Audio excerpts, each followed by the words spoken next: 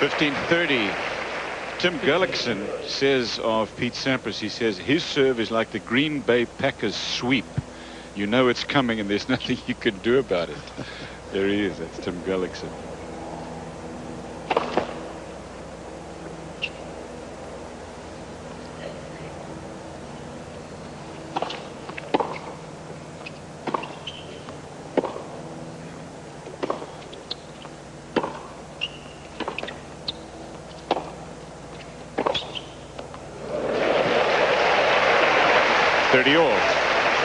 Krickstein likes a target, and Sampras on that approach. Sampras hit a couple from that mid-court area. This one he doesn't quite get onto well enough, and Krickstein has time to set himself for that blistering forehand.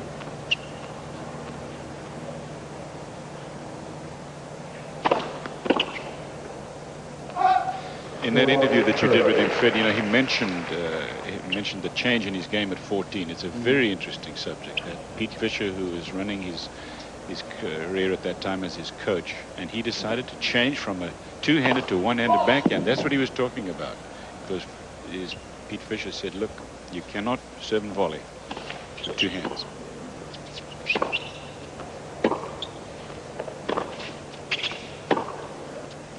There have been a couple of players at a young age that have switched from the two-handed to one-handed. Stefan Edberg, right. Another example. Percy Rosberg, who used to coach Bjorn Borg, changed his two-hander to a one-hander, and that's a pretty good-looking one-hander.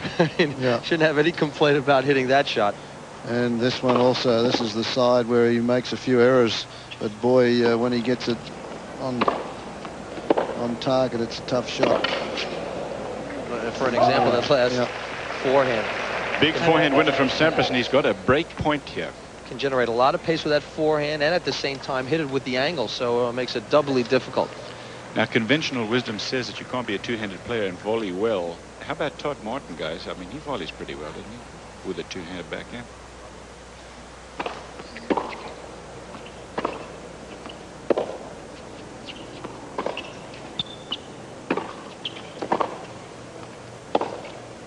Wide deuce. Yeah, Todd Martin does. He also has the ability, though. I think he's got one of the best single-handed backhands for a two-handed player as well. Like he can, he uses that to approach on. Use it, you know, Mats Wilander developed that shot after a while, as did Bjorn Borg. But I think Todd Martin's a little bit better. And Andre Agassi, I think, is trying to develop that one-handed backhand slice too. I have some reservations about it myself. Deuce. I don't think it helped Mats Wielander's game when he started to slice it, to tell you the truth. And I also thought that Ivan Lendl, when he tried to do too much slice, that it hurt his game. Game point, Krickstein.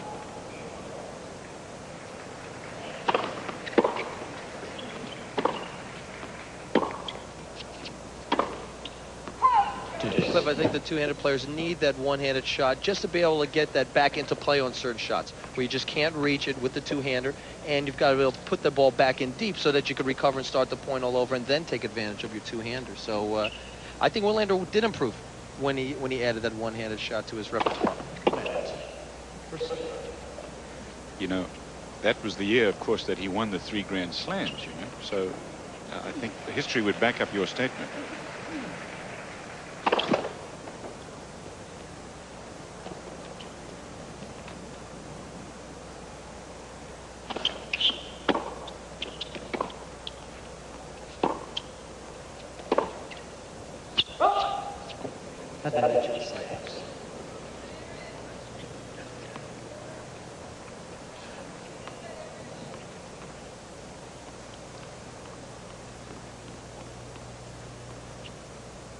Another break point here now for Sampras.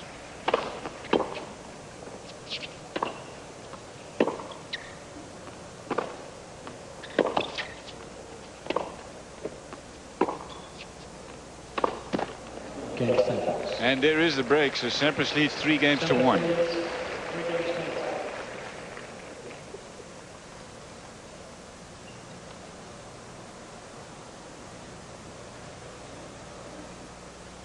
Fred, you were saying that you think that Sampras, or rather that Krickstein has got to flatten the forehand out a bit, not hit with so much topspin to compete with the present-day players. Is there anything else in his game that you think you need? Well, I think he's working on his serve, Cliff, and he's always had a good return of serve, but I think he's got to take a few more risks from around that centre court area. Dean Goldfine, his coach, is a good friend of mine, and I'm sort of talking to Dean and helping a little bit where I can with that. But he's very keen. He always works hard, Aaron Krickstein. There's no problem getting him out there. And as Vita said, when he's healthy, he's tough. And Fred, he also has a terrific feel for the game. Even though he's not a great volleyer, he knows when to come in, and he looks pretty comfortable when he does that. So he has the ability to change his game up when things are not going so well. Say if a guy's serving and volleying all the time, he can take the net away from him for a while to break up the player's rhythm.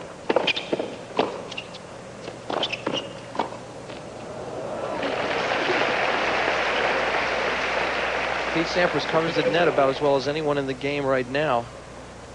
Great movement for the big 6'1" big hitter from California. Sets it up with a good, relaxed service motion. And here, he anticipates the cross-court forehand racket well out in front, just pushes it into the open court, but he makes it look so easy.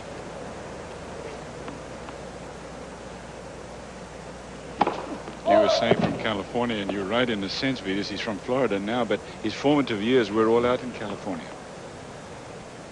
15-all.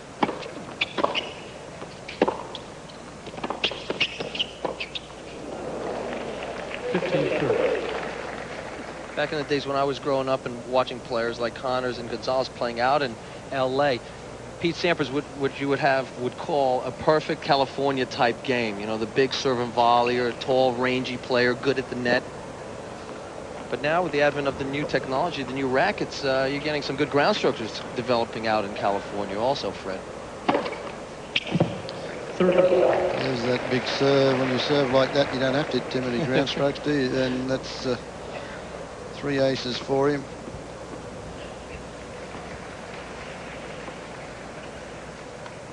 And he's another man that was 4 aces now there for Sampras. He's another guy that, when he gets into trouble, always seems to be able to come up with the goods on serve. Another one. Krickstein's not going to like this call, but it's not going to be overruled. Can't call what you can't see. 122 miles an hour. Fastest of the week.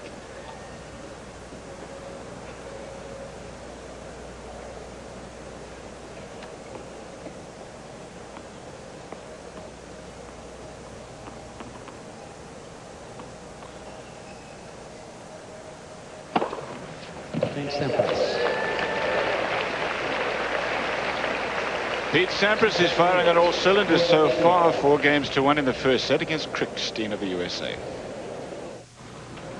I think the most intense part of performing is the long walk out to the court. It's almost like you're going into the lion's den and only one person is coming out alive. People ask me all the time, how do you play in front of so many thousands of people and not get nervous? And it's like, no, it's not. Those people aren't making me nervous. The guy on the other side of the net's making me nervous. Sampras leading 4-1 in the first set tonight here on ESPN. Friday Night Baseball begins with another key matchup in the AL West. Toronto visits Boston.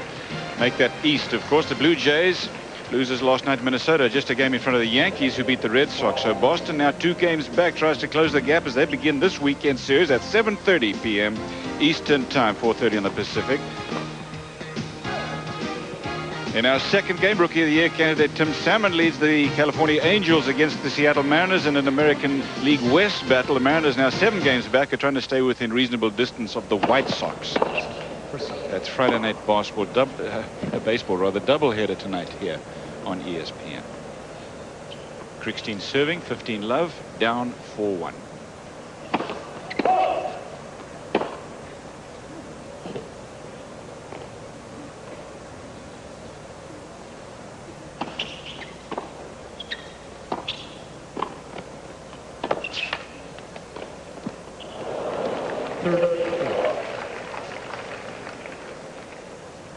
Good play there from Sampras. He shakes his head because he misses it, but that's a play that Krickstein uses a lot when he gets caught out wide. He rolls that topspin one down the line. Sampras has hit that for winners, missed that one.